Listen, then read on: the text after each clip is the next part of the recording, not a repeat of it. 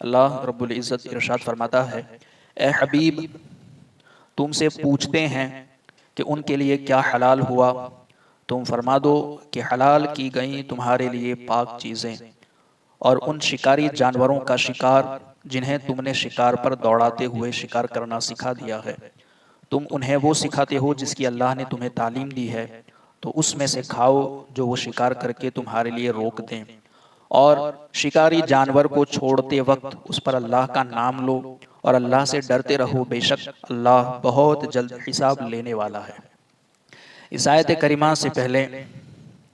کچھ حرام چیزوں کا بیان ہوا کہ اللہ رب العزت نے بہت سے چیزوں کو حرام فرمایا، مردار حرام فرمایا، خون حرام فرمایا، خنزیر کا گوشت حرام فرمایا۔ تو ایسی بہت سی حرام چیزوں کا جب بیان ہوا تو صحابہ کرام رضوان اللہ تعالیٰ علیہم اجمعین نے سرکار کی بارگاہ میں آ کر عرض کیا، یا رسول اللہ علیہ الصلوۃ والسلام، حرام چیزیں تو بیان ہو گئی، اب ہمارے لیے حلال کیا ہے؟ تو اسی لیے فرمایا گیا کہ تم سے پوچھتے ہیں ان کے لیے حلال کیا ہوا، یعنی حلال کیا ہے، تو تم فرما دو کہ حلال کی گئیں تمہارے لیے پاک چیزیں۔ تو جو پاکیزہ چیزیں ہیں وہ تمہارے لیے حلال ہیں۔ میں نے پہلے بھی کہا تھا کہ اگر ہر حلال چیز کو بیان کیا جاتا تو قرآن صرف 30 پاروں میں نہیں رہتا، تو جو حرام تھی انہیں بیان کر دیا گیا۔ اب جو پاکیزہ ہیں، اب وہ پاکیزہ چیزیں کون سی ہیں، طیبات کون سی ہیں، طیب چیز کسے کہتے ہیں، وہ آگے آپ سنیں گے۔ بہرحال اس آیت کریمہ کے شان نزول کے حوالے سے بھی یہ بات اور یہ روایت لکھی گئی ہے کہ یہ آیت کب نازل ہوئی۔ تو فرمایا گیا کہ یہ آیت حضرت عدی بن حاتم اور حضرت زید بن محلحل رضی اللہ تعالی عنہما کے حق میں نازل ہوئی، یعنی ان دونوں کے بارے میں نازل ہوئی۔ کیا تھا معاملہ کہ جن کا نام سرکار دو عالم صلی اللہ تعالی علیہ وسلم نے زید الخیر رکھا تھا۔ یہ حضرت زید کے بارے میں، حضرت زید بن محلحل جو ہے یہ وہ ہے جن کا نام سرکار نے زید الخیر رکھا تھا، ایک تو یہ اور ایک حضرت عدی بن حاتم۔ ان دونوں کے بارے میں کہا جاتا ہے کہ ان کے بارے میں نازل ہوئی۔ کیا تھا کہ ان دونوں صاحبوں نے اللہ کے رسول صلی اللہ تعالی علیہ وسلم کی بارگاہ میں عرض کی کہ یا رسول اللہ صلی اللہ تعالی علیہ وسلم، ہم لوگ کتے اور باز کے ذریعے شکار کرتے ہیں، یعنی کتے کو شکار کرنا سکھایا ہوا ہے تو کتے کے ذریعے، اور باز ایک پرندہ ہے اس کو شکار کرنا ہم نے سکھایا تو اس کے ذریعے ہم شکار کرتے ہیں، تو کیا ہمارے لیے ان کا شکار کیا ہوا حلال ہے؟ تو اس پر یہ آیت کریمہ نازل ہوئی اور بتایا گیا کہ تمہارے لیے پاکیزہ چیزیں حلال ہیں، اور جنہیں تم نے شکار کرنا سکھایا ہے اگر وہ شکار کر کے تمہارے لیے چھوڑیں تو وہ بھی تمہارے لیے حلال ہیں، مگر اس کے کچھ شرائط ہیں، اب سنیں گے۔ آیت میں کہا گیا طیبات، کہ پاکیزہ چیزیں تمہارے لیے حلال ہیں، تو الطیبات کو حلال فرمایا گیا ہے، اور طیبات وہ چیزیں ہیں جن کی حرمت قرآن میں یا حدیث میں یا اجماع یا قیاس میں سے کسی سے بھی ثابت نہ ہو۔ طیبات وہ چیزیں ہیں کہ ان کا حرام ہونا نہ تو قرآن سے ثابت ہو، نہ سو حدیث سے ثابت ہو، نہ اجماع سے ثابت ہو، نہ ہی قیاس سے، یعنی جو دلیل کی چار جہتیں ہیں ان چاروں میں سے کسی سے بھی ان کی حرمت ثابت نہ ہو تو ایسی چیز آپ کے لیے پاکیزہ حلال ہے۔ ایک قول یہ بھی ہے کہ طیبات وہ چیزیں ہیں جن کو سلیم الطبع لوگ پسند کرتے ہوں، یعنی اچھی طبیعت کے لوگ جو ہیں جن چیزوں کو پسند کرتے ہوں وہ پاکیزہ چیزیں حلال ہے، طیبات میں سے ہیں۔ اور خبیث وہ چیزیں ہیں جن سے سلیم طبیعتیں نفرت کرتی ہوں، یعنی خبیث وہ چیزیں ہیں جن سے اچھی طبیعت والے لوگ نفرت کرتے ہو، پسند نہ کرتے ہوں، اور جنہیں یہ اچھے لوگ پسند کرتے ہوں وہ طیبات میں سے ہیں۔ بہرحال دونوں قول ہیں۔ اب اس سے معلوم ہوا کہ کسی چیز کی حرمت پر دلیل نہ ہونا، یعنی کسی چیز کے حرام ہونے پر دلیل کا نہ ہونا بھی اس کی حلت کے لیے کافی ہے، یعنی کسی چیز کے حلال ہونے کے لیے بھی اتنا کافی ہے کہ اس کے بارے میں کوئی حرمت نہ ہو۔ کسی چیز کے حرام ہونے کی کوئی دلیل نہ ہو تو یہ دلیل نہ ہونا ہی اس کے لیے اس کے حلال ہونے کے لیے کافی ہے۔ اب آپ اس چھوٹے سے جملے میں بہت کچھ سمجھ سکتے ہیں کہ کسی چیز کی حرمت کے لیے دلیل نہ ہونا اس کی حلت کے لیے یہ کافی ہے، یعنی اور آسان طریقے سے اگر آپ اسے یوں سمجھیں کہ کسی چیز کے حلال ہونے کے لیے اتنا کافی ہے کہ اس کے بارے میں کوئی اس کے حرام ہونے کی کوئی دلیل قرآن میں، حدیث میں، اجماع میں یا قیاس میں کہیں بھی نہ ہو. سمجھ گئے بات؟ تو اس سے یہ ثابت ہوا کہ کسی چیز کی حلت کے لیے اس کی حرمت کی دلیل نہ ہونا ہی کافی ہے. آگے فرمایا گیا کہ شکاری جانوروں سے کیا ہوا شکار بھی حلال ہے. یعنی کتا ہے، باز ہے، شکرا ہے، اگر آپ نے ان جانوروں کو پالا ہے اور شکار کرنا سکھایا ہے تو ان جانوروں سے جو شکار ہوگا وہ آپ کے لیے حلال ہے. خواہ وہ شکاری جانور درندوں میں سے ہی ہو، یعنی کہ جیسے کتا ہے، شکار چیتا ہے یا شکرا ہے، باز ہے، اگر یہ درندے ہی میں سے کیوں نہ ہو شکار کرنے والا جانور، مگر آپ نے اس کو سکھایا ہوا ہے اور اس سکھائے ہوئے کا شکار ہے تو آپ کے لیے حلال ہے. خواہ شکاری جانور درندوں میں سے ہوں، جیسے کتے چیتے کے شکار، یا شکاری جانور کا تعلق پرندوں سے ہو جیسے شکرے، باز، شاہین وغیرہ کا شکار، تو ان کا شکار حلال ہے. جب اس طرح سدھا کر ان کی تربیت کر دی جائے کہ وہ شکار کریں، اس میں سے نہ کھائیں، اور جب شکاری ان کو چھوڑے تب شکار پر جائیں، اور جب بلائیں واپس آ جائیں، ایسے شکاری جانوروں کو معلم یعنی سکھایا ہوا کہتے ہیں. یعنی ایسا جانور، کتا، شکرا یا باز جو بھی ہے، اسے آپ نے ایسی تربیت دی ہے، اس کو شکار کرنا سکھایا ہے کہ وہ آپ کے حکم سے جاتا ہے، شکار تو کرتا ہے، زخمی کرتا ہے،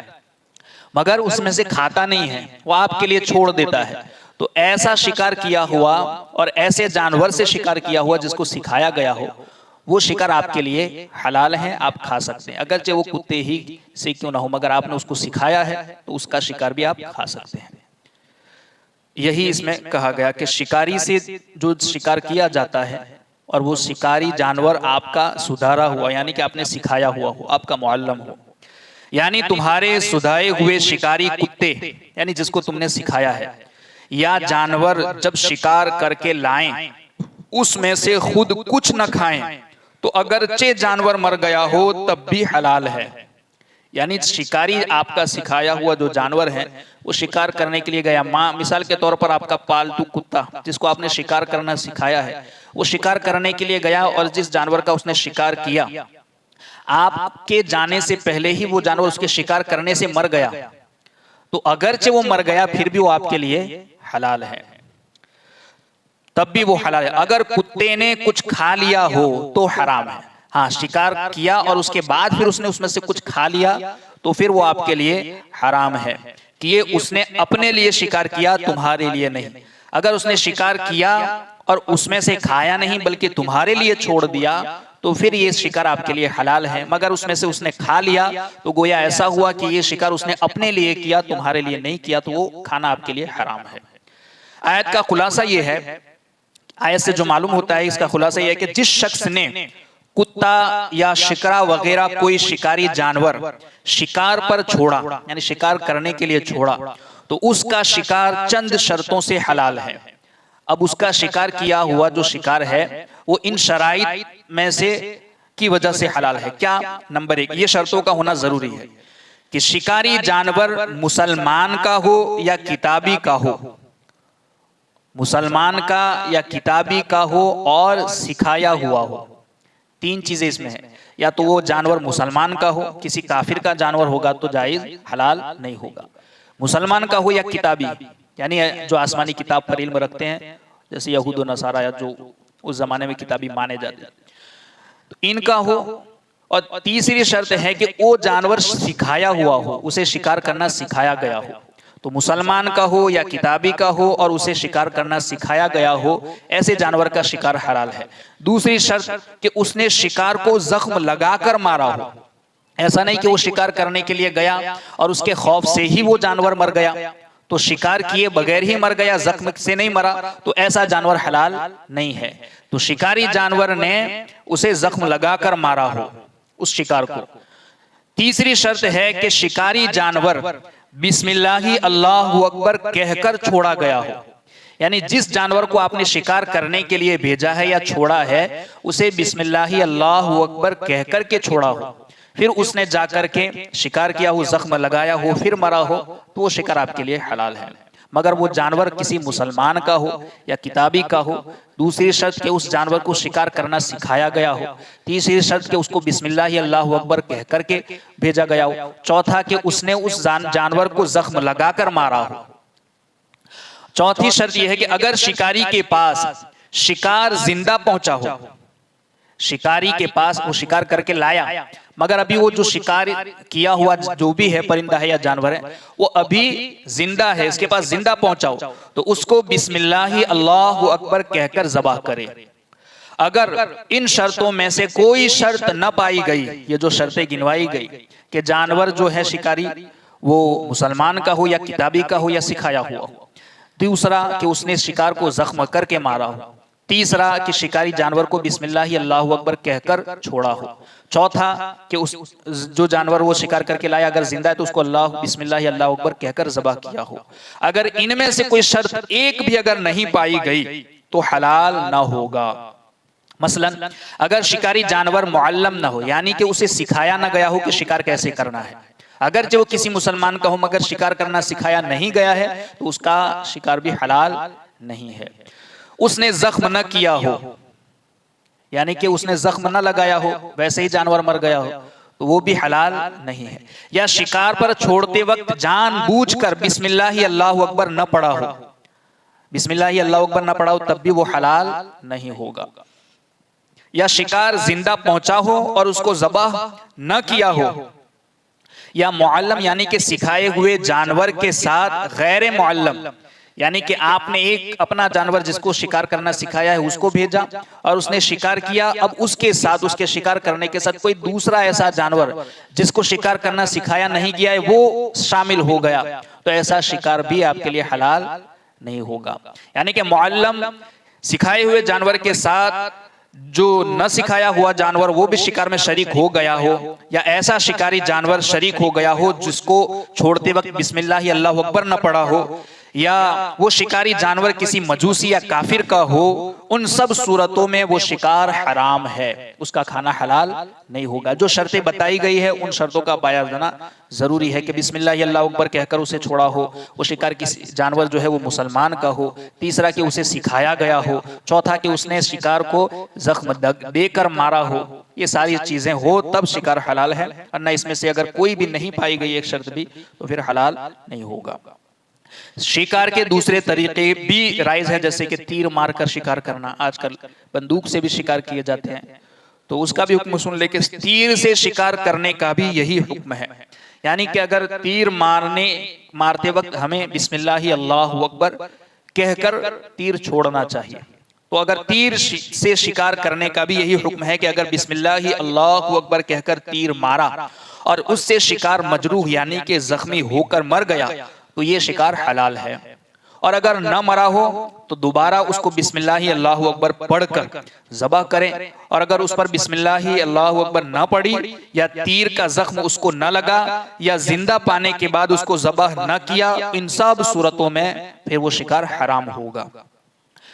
شکار کے مزید مسائل اگر آپ تفصیل سے پڑھنا چاہتے ہیں تو اس کا پورا بیان بہار شریعت کے 17ویں حصے میں شکاری جانور کے حوالے سے تفصیلاً بیان ہے. اگر پڑھنا چاہے تو آپ بہار شریعت کا مطالعہ کریں. اللہ رب العزت کہی سنی باتوں پر ہم سب کو عمل کی توفیق عطا فرمائے. اللہم ربنا نور قلوبنا بالقرآن وزین اخلاقنا بالقرآن ونجنا من النار بالقرآن وادخلنا فی الجنة بالقرآن. اللہم رزقنا تلاوت القرآن، اللہم اہدنا ہدایت القرآن، اللہم ربنا آتنا شفاعت القرآن. وصلی اللہ تعالی علی خیر خلقہ ونور عرشہ محمد وعلی آلہ واصحابہ اجمعین برحمتک یا ارحم الراحمین.